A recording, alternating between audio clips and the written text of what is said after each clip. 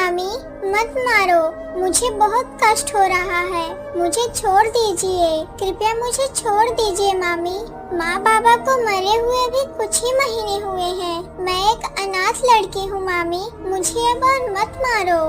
चुप, बिल्कुल चुप कर हरामजादी, तेरे माँ बाप तो मर गए और तुझ जैसी मनहूस को मेरे पास छोड़ गए। तू भी उनके साथ क्यों नहीं मर गई? फिर तो सारी परेशानी ही खत्म हो जाती। एक दिन भी तू ठीक से काम नहीं करती है। महारानी जी सुबह के 8 बजे तो नींद से उठती हैं। दोनों वक्त जो तू ठूस ठूस कर खाती है वो पैसे कहाँ से आते हैं? बता, काम करने में जितनी बेकार है उससे ज्यादा तो तेरा चेहरा बेकार है। सब मिलाकर पूरी तरह भद्दी लगती है, भद्दी। चेहरा तो कोयले जैसा काला और काम पूछो ही मत। इसमें मेरा क्या दोष है मामी, मुझे भी तो भगवान ने ही बनाया है। मामी, मैं आपसे वादा करती हूँ, मैं फिर कभी देर से नहीं उठूंगी। मैं सुबह सुबह उठकर सारे काम कर दूंगी। आप लोग सोए रहेंगे तभी मैं सारे काम कर लूंगी। फिर भी मामी, आज मुझे छोड़ दीजिए, मुझे छोड़ दीजिए। सुन आरती, इस बार तो मैंने तुझे छोड़ दिया। अगर फिर कभी तूने सुबह उठने में देरी की या किसी काम में लापरवाही की तो तेरे साथ अच्छा नहीं होगा। मेरी प्यारी बेटी हर दिन नींद से उठती है तो भूखे पेट रहती है। तू नहीं जानती क्या मैं उससे कितना प्यार करती हूँ। आज भी मेरी सोना बेटी उठकर खाने के लिए कुछ नहीं पाएगी। सारी गलती तेरी है। जा, यहाँ मत पड़ी रह, जल्दी रसोई में जा और खाना बना। अगर जल्दी खाना नहीं बनाया तो फिर तुझे जलाकर मार दूंगी। और सुन, सब्जी लाई हूँ, जल्दी से काट कर अच्छे तरीके से बना। ठीक है मामी, मैं अभी सारे काम कर लूंगी। फिर कभी मेरा कोई काम देर से नहीं होगा, मैं आपसे वादा करती हूँ मामी। कृपया मुझे अब और मत मारो, मुझे बहुत दर्द होता है। ठीक है, ये मगरमच्छ जैसा रोना बंद कर और जल्दी जल्दी काम कर ले मेरी। सोना बेटी सोना, सुबह तो काफी हो चुकी है बेटी, नहीं उठेगी क्या? सोना, ओ सोना, उठ जा बेटी। और कितना सोएगी बेटी, तुम्हारा शरीर खराब हो जाएगा। ओहो माँ, मुझे थोड़ा और सोने दो ना। सुबह सुबह आकर इतना क्यों चिल्ला रही हो बताओ? क्या तुम्हें पता नहीं है मैं हर दिन थोड़ा देर से नींद से उठती हूँ, फिर भी तुम सारा दिन मेरे कानों के पास मक्खी की तरह चिल्लाती रहती हो। अब तो मैं उठ ही गई हूँ। तुम तो जानती ही हो माँ, मुझे नींद से उठकर खाना खाने की आदत है। वो तो मैं भी जानती हूँ बेटी, लेकिन वो काली आरती आज भी नींद से उठने में देरी कर दी है, इसीलिए सुबह उसे खूब पीटा है। मैंने उस काली को कितने बार कहा है कि मेरी बेटी सुबह सुबह खाना खाना चाहती है, लेकिन वो तो मेरी कोई बात ही नहीं सुनती है। भगवान ने उसे इस दुनिया में क्यों रखा है ये मैं नहीं समझ पाती हूँ। ऐसी काली और कामचोर लड़की का इस दुनिया में रहने से अच्छा ना रहना ही बेहतर रहता। उसने हमें पूरी तरह परेशान कर रखा है। सारी गलती तेरे बाबा की है। हाँ माँ, बाबा की ही तो सारी गलती है। शुरू में तो बाबा ही उसे हमारे घर लाए थे। अब तो बाबा भी आरती को बर्दाश्त नहीं कर पाते हैं और ना कुछ कह पाते हैं, ना ही कुछ कर पाते हैं। उसे इस घर में लाने से पहले तुम दोनों को मेरे बारे में सोचना चाहिए था। उसे नौकरानी के तौर पर रखना ठीक है, लेकिन बहन के जैसे मैं उसे कभी स्वीकार नहीं कर पाऊंगी। उसके और मेरे बीच जमीन आसमान का अंतर है।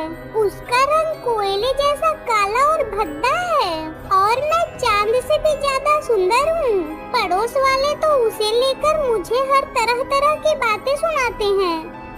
और कुछ मत कह बेटी, उस दिन राहुल की माँ ने मुझे कितनी बातें सुनाई थी। कह रही थी तुम्हारी भांजी से कौन ब्याह करेगा, ऐसी पतीले की कालिक जैसी दिखने वाली लड़की है। लेकिन मैंने उसे सीधे जवाब दिया, ब्याह करेगी या मर जाएगी। ये मेरे देखने की बात नहीं है। सुन बेटी सोना, तुझे एक बात हमेशा याद रखनी है। तू उसकी ममेरी बहन है, ये किसी के सामने स्वीकार मत करना। अगर किया तो हमारी सारी इज्जत धूल में मिल जाएगी। क्या माँ पागल हो गई हो या दिमाग में कोई समस्या है? उस काली आरती का मैं परिचय दूंगी कि वो मेरी ममेरी बहन है। उस काली आरती को तुम जितना बर्दाश्त नहीं कर पाती हो, उससे 1000 गुना मैं बर्दाश्त नहीं कर पाती हूँ। तुम दोनों को मैंने कितने दिन कहा कि किसी भिखारी तिखारी को पकड़कर उससे उसकी शादी करा दो, लेकिन तुम लोग तो मेरी कोई बात सुनते ही नहीं हो। उस काली आरती से कोई भिखारी तो क्या, कोई गाय बकरी भी विवाह नहीं करना चाहता। उसके रूप को देखकर सब भाग जाते हैं, समझी? चल बेटी, जाकर देखें कि वो काली आरती कर क्या रही है। रसोई का काम अभी तक खत्म नहीं हुआ क्या? हाँ माँ, चलो जाकर देखें कि वो निकम्मी लड़की क्या कर रही है अभी तक। मेरे पेट में भूख से चूहे दौड़ रहे हैं। ओ माँ, देखो देखो, अभी तक ये कामचोर लड़की सब्जी ही काट रही है। खाने का तो कोई अता पता ही नहीं दिख रहा है। क्या मैं दोपहर को खाना खा पाऊंगी? इस तरह काम करोगी तो मेरा रूप और सुंदरता सब कुछ खराब हो जाएगी। खाना न मिलने से मैं कंकाल की तरह पतली हो जाऊंगी। ओ माँ, उसे कुछ कहो तुम। देखो कैसे टकटकाकर मेरी तरह देख रही है। लगता है अभी मुझे ही खा लेगी। ए निकम्मी शैतान लड़की, तेरा अभी रसोई का समय है क्या? तुझे सब्जी काटने को 1 घंटे पहले दिया था और वो सब्जी भी तूने एक भी नहीं काटी है। इस तरह काम करेगी तो मेरी प्यारी बेटी क्या खाएगी बता? मामी और सोना दीदी, मैंने चावल बना लिया है, बस सब्जी बनानी है। कल रात को खा नहीं पाई थी, इसलिए मेरा सिर चक्कर सा खा रहा है। आप लोग थोड़ा जाकर बैठ जाइए, सब्जी भी मैं अभी बना लूंगी। मुझे ज्यादा समय नहीं लगेगा मामी। अरे बाबा रे बाबा, लगता है रानी साहबा हमें हुक्म दे रही हैं। तेरे हुक्म से ये घर नहीं चलेगा, समझी काली? इस तरह बात कर रही है, लगता है तू हम पर बहुत बड़ा उपकार कर रही है। कृपया गुस्सा मत कीजिए मामी, कृपया आप थोड़ा शांत हो जाइए। मैं सच कह रही हूँ, मेरा सिर कुछ अजीब सा लग रहा था। मेरी बातों पर आप लोग थोड़ा भरोसा कीजिए। मैं भी तो एक इंसान हूँ, सारा दिन काम करती हूँ, फिर भी 2 रोटी भी ठीक ठाक से नहीं खा पाती हूँ। ओह अच्छा, तो तू हमें क्या समझाना चाहती है कि हम इंसान नहीं हैं? जा जा, लोगों को इकट्ठा करके हमारे खिलाफ शिकायत कर। कल रात को भी तूने देर से खाना बनाया था, इसीलिए खाना नहीं मिला था। ऐसे ही तुझे भूखी रखूंगी। सुन रे काली, तुझे एक बात कह देती हूँ, तू मुझसे जितना लड़ेगी उतना मरेगी। और हाँ, 10 मिनट के अंदर टेबल पर खाना चाहिए। अगर खाना नहीं मिला तो तुझे ही पकाकर खा लूंगी। माँ ने क्या कहा सुन लिया ना? अब चुपचाप काम कर और इस तरह मुझे देखकर बिल्कुल मत रोना। तुझे रोते हुए तो देखकर और भी भद्दा लगता है। आप लोग मेरा और अपमान मत करो, मुझे बहुत कष्ट हो रहा है। सोना दीदी आपके तो माँ है, बाबा है, आपका दुख आपकी तकलीफें वो समझ लेते हैं, लेकिन मेरा तो कोई नहीं है। मेरे दुख मैं किसी को नहीं बता पाती हूँ और मैं तो आपकी पराई नहीं हूँ, फिर भी आप मेरे साथ ऐसा क्यों व्यवहार करती हो? मुझे आप लोग थोड़ा समझो मामी, आप लोग थोड़ा दया करके बैठ जाइए, मैं कुछ ही देर में खाना तैयार कर दूंगी। ठीक है काली माता, अब एक भी शब्द मत बोल। तेरी बातें मुझे जहर की तरह लगती है और भां भां करके बिल्कुल मत रोना। माँ, बाबा, आप लोग मुझे छोड़कर क्यों चले गए? मुझे अपने साथ क्यों नहीं ले गए? माँ बाबा, आप मुझे कितना प्यार करते थे, कोई मुझे आपकी तरह प्यार नहीं करता। काली होने की वजह से सब मुझसे नफरत करते हैं। अगर भगवान ने मुझे काला बनाया है, इसमें मेरा क्या दोष है? माँ बाबा, आपकी 2 तस्वीरें मेरे पास थी, उसे भी उन्होंने रखने नहीं दिया, उसे उन्होंने जला डाला। माँ बाबा, आपके मरने के बाद मेरी जिंदगी थम सी गई है, बिल्कुल रुक गई है। मेरी बहन सोना को उसके माँ बाबा कितना प्यार करते हैं और मुझे प्यार तो दूर, मुझे नौकर की तरह खटाया जाता है। माँ, आप वापस आ जाओ। माँ बाबा, आप वापस आ जाओ, वरना मुझे अपने पास बुला लो। ये जिंदगी और ये दुख मैं और बर्दाश्त नहीं कर पाती हूँ, बिल्कुल बर्दाश्त नहीं कर पाती हूँ। असल में सारा दोष मेरे भाग्य का ही है। जन्म के बाद माँ बाप का प्यार पाकर मैं तो खुद को भूल ही गई थी। मैं काली हूँ या सुंदरी हूँ, मैं अच्छी हूँ या बुरी, सब कुछ भूल गई थी। लेकिन आपका प्यार मेरे नसीब में कहाँ था? आपको इतनी जल्दी मैंने खो दिया। माँ, आप इतनी जल्दी क्यों चली गई? क्यों रे नवाब जादी, यहाँ क्या हो रहा है? तू इतनी देर तक क्या बड़बड़ा रही थी? मैं और मेरी सोना बेटी ने बाहर से सब कुछ सुन लिया है। तू रो रो कर अपने माँ बाप से क्या कह रही थी? बता, क्या कह रही थी? मामी, माँ बाबा की अचानक से बहुत याद आ रही थी, इसलिए उनके साथ ख्यालों में थोड़ी बात कर रही थी बस। माँ, तुम इसकी बात बिल्कुल मत सुनो। ये क्या कह रही थी वो मैं तुम्हें बता रही हूँ। ये रो रो कर कह रही थी कि हम दोनों मिलकर इसे बहुत सताते और मारते हैं, इस पर अत्याचार करते हैं, खाने को नहीं देते हैं और हम बहुत बुरे इंसान हैं। ये इतनी देर से यही सब कह रही थी। नहीं नहीं सोना दीदी, मैंने ये सब कभी नहीं किया। कृपया मुझ पर झूठा आरोप मत लगाओ। मैं बस ख्यालों में अपने माँ बाबा से बात कर रही थी। आप लोग मेरे अपने हो। आपके लिए ऐसी बुरी बातें मैं कभी नहीं कर सकती हूँ दीदी, मेरा विश्वास करो।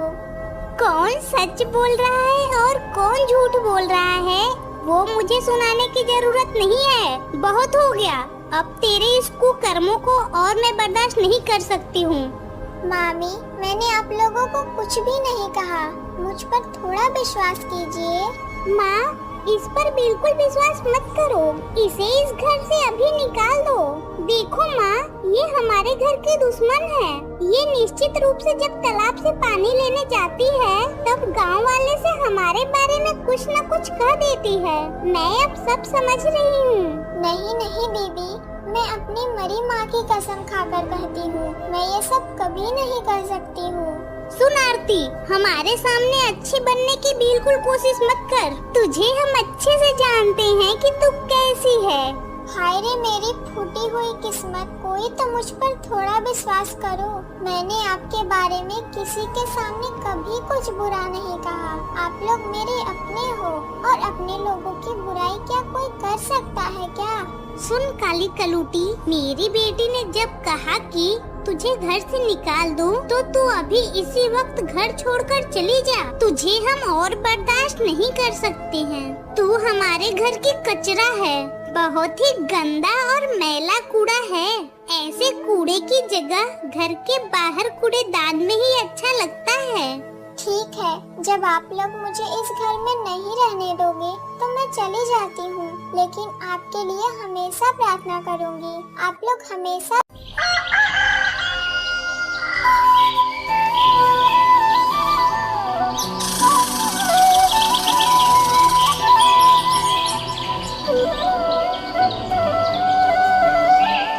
हे भगवान, तूने मेरी जिंदगी में इतना क्यों दुख दिया? तूने मेरे लिए कोई जगह ही नहीं रखा जहाँ मैं रह सकूं।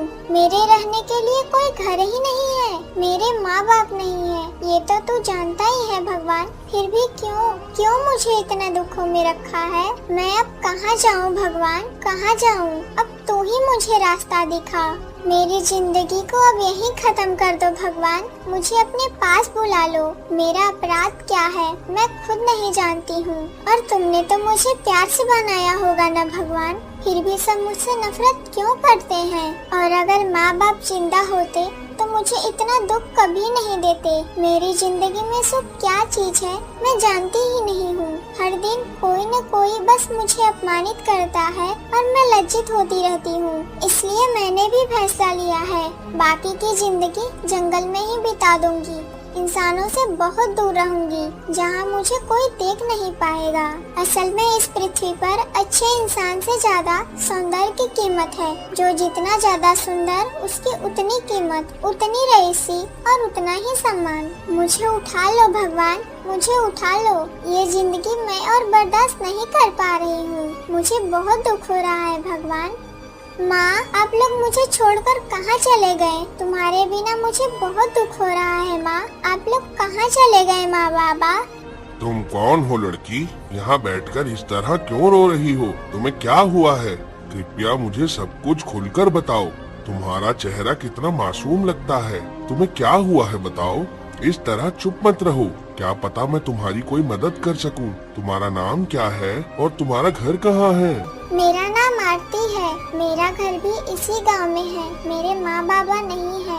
माँ बाबा कुछ महीने पहले ही मर गए हैं। उसके बाद से मैं मामा मामी के पास रह रही थी, लेकिन मामी और मेरी बहन ने मिलकर मुझे आज घर से निकाल दिया। मुझे झूठा बदनाम करके उन्होंने मुझे भगा दिया। मेरे रहने की अब कहीं जगह नहीं रही। मैं कहाँ जाऊँ, क्या करूँ, कुछ समझ नहीं पा रही हूँ। मैं काली हूँ, इसलिए मुझे कोई बर्दाश्त नहीं कर पाता। मुझसे सब नफरत करते हैं। अच्छा, अब बता सकते हैं काला होने में मेरा क्या दोष है? अगर भगवान ने मुझे ऐसा बनाया है तो? किसने कहा तुम काली हो? जिनका मन सुंदर होता है वही असल में सुंदर होते हैं। काला गोरा कुछ नहीं होता है। और मैं तुम्हारी आंखें देखकर समझ रहा हूँ कि तुम कितनी निष्पाप हो। अगर तुम बुरा नहीं मानो तो मैं तुमसे एक बात कहना चाहता हूँ। हाँ, कहिए ना, क्या बात है? मैं क्यों बुरा मानूंगी? तुम मेरे साथ हमारे घर चलोगी क्या? तुम्हें खाने पहनने की कोई तकलीफ नहीं होगी। चलो ना आरती, समझ लो मैं तुम्हारे कोई शुभचिंतक हूँ। मैं आपको ना ही जानती हूँ और ना ही पहचानती हूँ। अब इंसान को देखकर मुझे डर लगता है। फिर भी एक शर्त पर मैं आपके साथ जाने को तैयार हूँ। अगर आप अपने घर का सारा काम मुझे करने देंगे तभी मैं चलूँगी। मैं किसी का बोझ बनकर नहीं रहना चाहती हूँ। मैं कुछ काम करके ही आपके घर रहना चाहती हूँ। ठीक है, फिर तुम्हारी बात मानता हूँ। तुम मेरे घर का सारा कामकाज कर दोगी। उसके बदले तुम्हारे रहने और खाने की जिम्मेदारी मैं ले लूँगा। तो चलो आरती, अभी चलते हैं।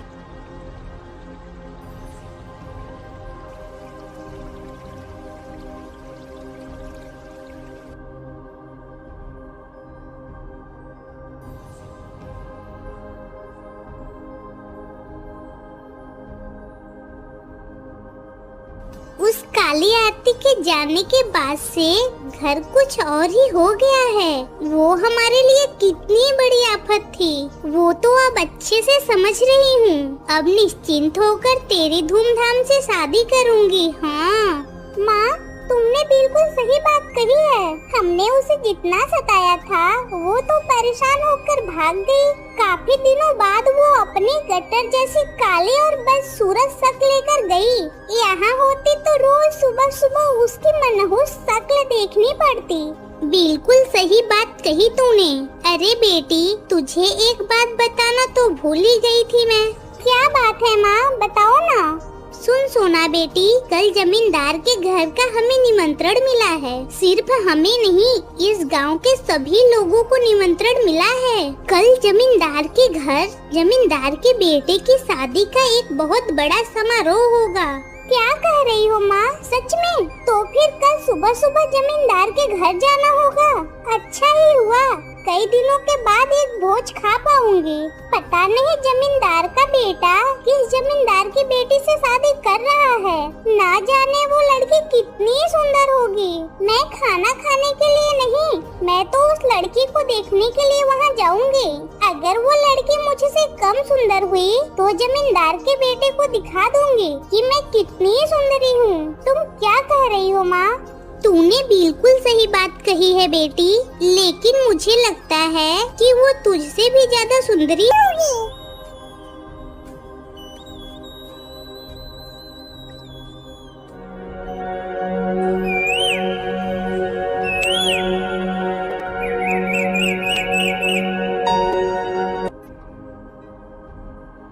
मेरी शादी में आप सभी का स्वागत है।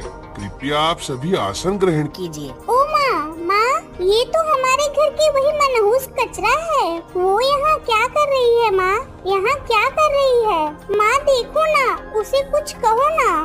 ए मनहूस आरती, तू यहाँ क्या कर रही है? जमींदार के बेटे के पास तू इस तरह सज धज कर क्यों खड़ी है? तुझे जितना सताया था उससे क्या तुझे कोई सबक नहीं मिला? तू यहाँ क्या कर रही है? जल्दी बता हमें। ओ अच्छा, तो तुम ही वो निर्दयी लोग हो जिन्होंने आरती को दिन ब दिन सताया है, कष्ट दिया है। तुम ही वो लोग हो ना? तो सुनो, एक बात कान खोल कर सुन लो।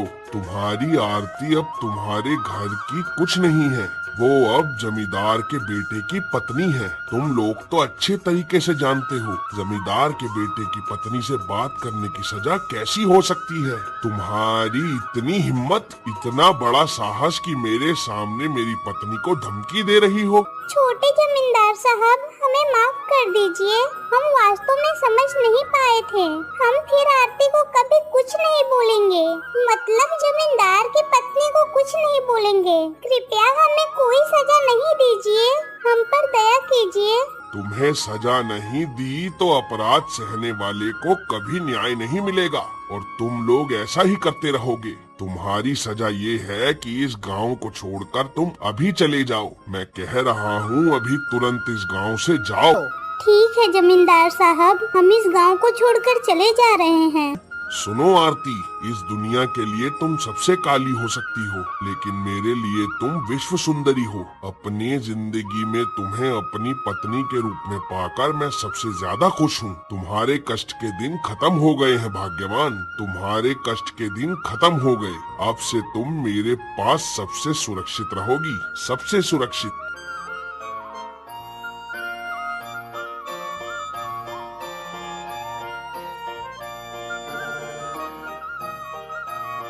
अगर आपको हमारी यह कहानी पसंद आई हो तो और नई अधिक कहानियों के लिए इस वीडियो को लाइक करें, शेयर करें और हमारे चैनल को सब्सक्राइब करें। हमारे YouTube चैनल @cartoon78 को सब्सक्राइब करें।